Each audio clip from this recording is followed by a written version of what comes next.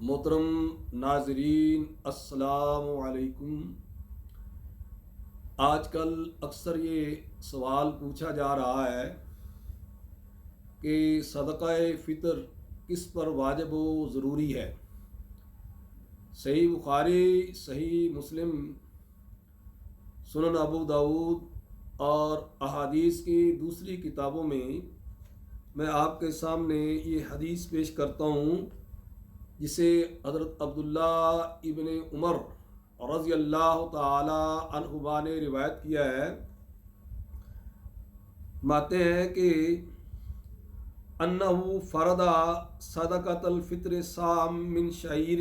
او تمر علی الصغیر والکبیر والحر والمملوک والذکر والانثی،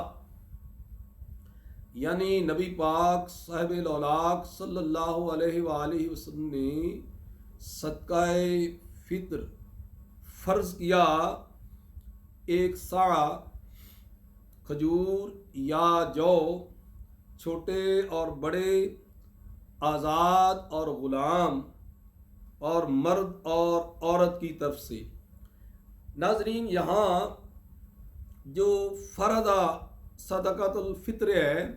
یہاں امام شافعی اور امام احمد بن حنبل رحمۃ اللہ علیہ نے اس کا معنی یہ کیا ہے کہ صدقہ فطر جو ہے وہ ہر ایک پر فرض ہے،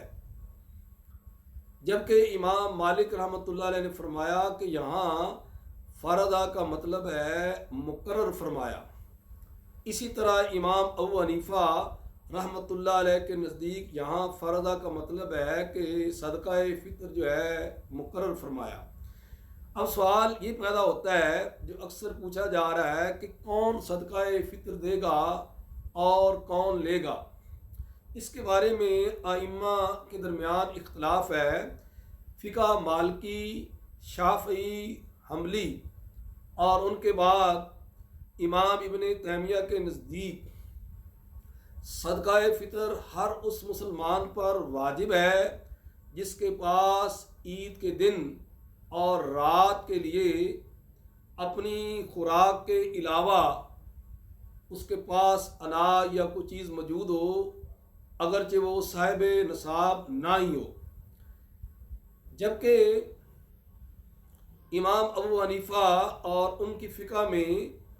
صدقہ فطر ہر اس مسلمان پر واجب ہے جو صاحب نصاب ہو، یعنی اس کے پاس بنیادی ضروریات سے زائد اتنا مال ہو کہ نصاب کے برابر ہو، اور جو زکوٰۃ کا نصاب ہے وہی اس کا نصاب ہے، یعنی 52.5 تولے چاندی یا اس کی قیمت کے برابر اس کے پاس مال ہے۔ زکوٰۃ اور صدقہ فطر کے نصاب میں تھوڑا سا فرق یہ ہے کہ زکوٰۃ کے لیے جو مال ہے نصاب پر سال کا گزرنا ضروری ہے، لیکن صدقہ فطر کے لیے ہے کہ طلوع فجر پر، یعنی جو عید الفطر والے دن طلوع فجر ہوتی ہے، صبح صادق ہوتی ہے، اگر اس وقت اس کے پاس نصاب کے برابر جو ہے مالیت کا مال ہے یا پیسے ہیں، اگرچہ وہ سال بھر اس کے پاس نہیں رہے تو پھر وہ صدقہ فطر جو ہے وہ ادا کرے گا۔ ہمارے ملک میں گندم کے لحاظ سے صدقہ فطر دیا جاتا ہے، تو جس کو اسلامی نظریاتی کونسل نے نصف سا کی قیمت جو گندم کی ہے اس کو 300 روپے فی کس کے حساب سے مقرر کیا ہے۔ فقہ حنفی کے قریب صرف وہی آدمی صدقہ فطر دے گا جو صاحب نصاب ہے، اور غرباء اور مساکین جو ہے ان کو دیا جائے گا۔ لیکن ایک حدیث میں جو میں آپ کو ابھی سناتا ہوں، جس کو سنن ابو داود میں روایت کیا گیا ہے کہ نبی اکرم صلی اللہ علیہ وآلہ وسلم نے ارشاد فرمایا کہ اگر کوئی آدمی صدقہ فطر ادا کرتا ہے،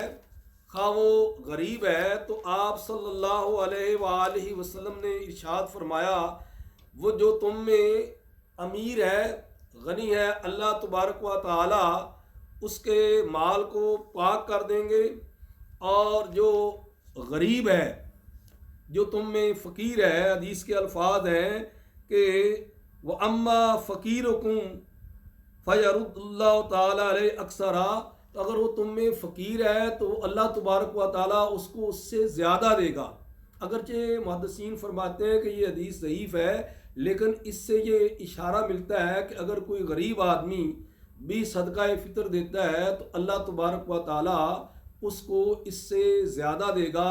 تو ناظرین، صدقہ فطر جو ہے یہ یہاں روزوں کی پاکیزگی کا، طہارت کا، جس طرح حدیث میں آتا ہے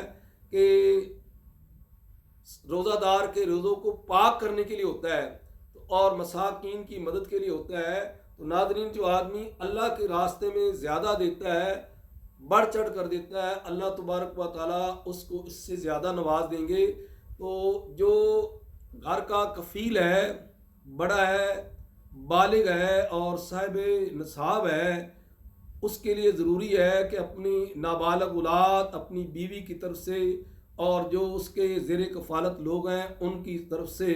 صدقہ فطر ادا کرے۔ اگر آپ کو یہ میری معلومات پسند ہیں تو پلیز میرے چینل کو سبسکرائب کریں اور اس کو لائک کریں۔